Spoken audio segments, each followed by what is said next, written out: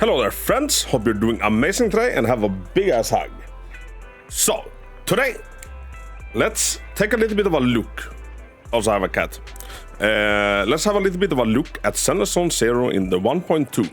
And maybe you are playing that, you gave Zenless Zone Zero, like at release, a shot. You didn't super vibe with it, and maybe now you're wondering, like, oh, is it a good time to return to it? Like, should I return? Etc. So let me give you, quickly the breakdown of everything that is different in Zenless Zone Zero now a few months after launch. So big importance to note is that the devs do seem to be listening at a level I've rarely ever seen before. There's been a lot of quality of life changes. As you can see, I'm not running around as, Belle anymore. I'm running around as Caesar. Now, this is a function now currently only available to Caesar, and in a few days it's also going to be available to a character called Bernice. But in not next patch, but the patch after that, it's going to be available for all characters. And it's a little bit funny, like, why it's not available right now off the bat. It is simply because Ben Bigger... Ready and waiting. Let me show him off. Time for some hard labor? This guy, he's too big. Ben Bigger is too big. So they want, they want this feature to be available for everybody. He can't fit into this door. He cannot fit into the doors upstairs. So I guess they are kind of, renovating the Play Store or shrinking Ben. Either one of them. So that is coming. And I know that's, that's a gripe a lot of people had at the beginning. That they could not, use, the characters that they pulled, because you can in all other horror games. So, another thing is that the TV sections are insanely, like, toned down. We've gotten a new mode in the Scott Outpost that no longer, like, even requires the TVs. A lot of people had a problem with the TVs. I didn't mind them terribly, and. I didn't mind them. And now you can, like, challenge this guy without using TVs at all. It's non-stop combat. Perfect if you hated the TVs, for example. And for the sections that still have the TVs, a lot of the TVs have been, like, sped up a lot. Every event goes faster. There's a speed up mode in the TVs that, it doesn't fade away. So it goes a lot faster. We have some new areas that came in 1.2. We now have the Outer Ring, which also, brought us Caesar, which is the character I'm controlling, and the storyline revolving around here, and I dare to say that it is the best part of the story so far. As for resources, they made it easier to, they've turned down the cost of some things and completely taken it away for some others. It's like, you get more Dennis, basically. Another nice feature is if you have played a story mission, but you missed some parts of it, you can actually send Ferry to go back and collect all of those stuffs. All collected complete, not all collected. So this one. So now Ferry will, automatically pop and get these items, and in 10 minutes you will have them. So you don't have to replay this part of the story. There's been some new super cool characters. We fighting? We've got a Caesar, which is, my favorite character in the game. We've got a Sujien. Ready. We got a Jane Doe, which is a fan favorite among many. And she's really, really goddamn cool. And we have a lot of other awesome characters coming down the line, so that's gonna be neat.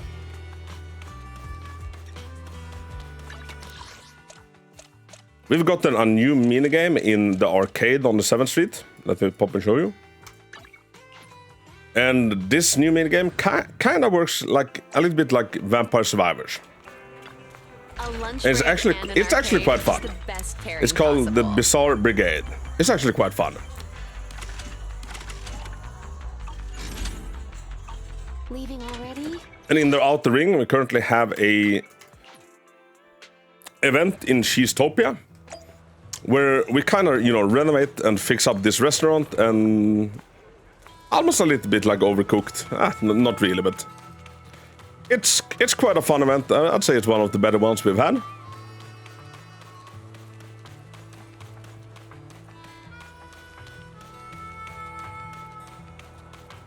And they've also, you know, given us kind of character-focused story. So, like, we primarily do not control Belle and Weiss anymore. Whenever there's a new story, we actually, you know, control the characters that the story revolves around. So, for the 1.2 story, we played Caesar a lot, we played Bernice a lot. Same with the 1.1 story. Instead of, you know, playing Belle and Weiss, we primarily was Jane Doe, which was the hot rat lady. Which alias should I use this time? Or Yujuan. Is something the matter? So, like, overall, the gameplay, you know, loop is still kind of the same. There's been a lot of quality of life stuff, you know, happening, and a lot more are coming. I've done a video of like 30 things coming that are confirmed coming in upcoming updates, and like it looks really good. The developers are super like with their ears out, with the feelers out, and listening to the community. What does the community want? And then they try to, you know, incorporate that as good as possible. Ooh, also important, you can also now like fast forward time. Earlier you couldn't do this, so you had to, like, you know, manually pass it somehow. Now you can just click a simple button and you will bump it into a new day. Very, very convenient for some things. Oh, and we also do have a lineup function where you can like pre-save teams and you can use them for different things. Me personally, I love using, you know, different teams for different stuff. I don't like to use, you know, the same one all the time. So if we pop in here, for example, sheer critical, and then we click there, and then preset config. Now you have a bunch of teams that you can reconfigure, you can name them, you can put a bang on them, etc. Super freaking nifty. Very good feature. I was very happy when it was rolled out. And with 1.2 we also got some, you know, new and cool enemies, and we do have a roguelike mode coming up ahead, so that's gonna be nice. We've had a bunch of like double drop rate events, so like double drop rates on the disc for the cleanups, etc. And if you remember the notorious hunts, which is your weekly bosses, you can now continuously challenge them even after like your remaining rewards have run out. You can continuously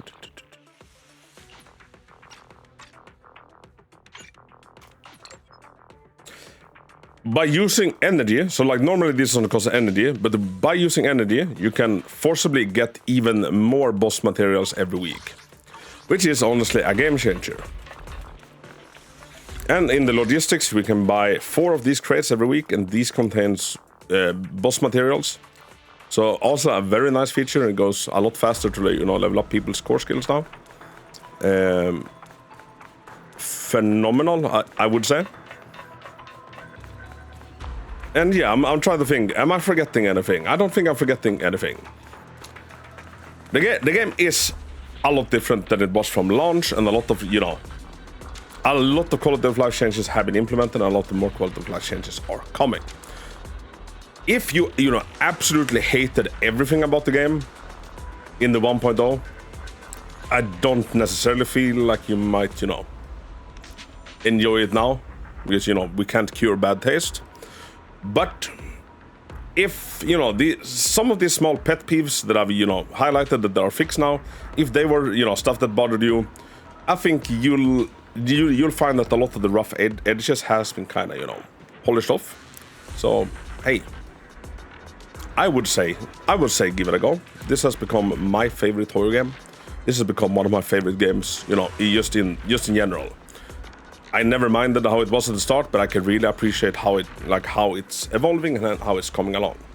So maybe give it another spin. I think I remember to highlight, you know, every big change that's happened. If I didn't, I'm sure some nice soul will help me fill out some information down in the comments. And let me know. I would honestly die. No, wait. I'm honestly dying to find out people that left it from 1.0 and then come back. So like, if you're one of those, like, are you finding the game more enjoyable now? I'd love to hear from you. But Thank you so much for watching. Until next time, Hako out.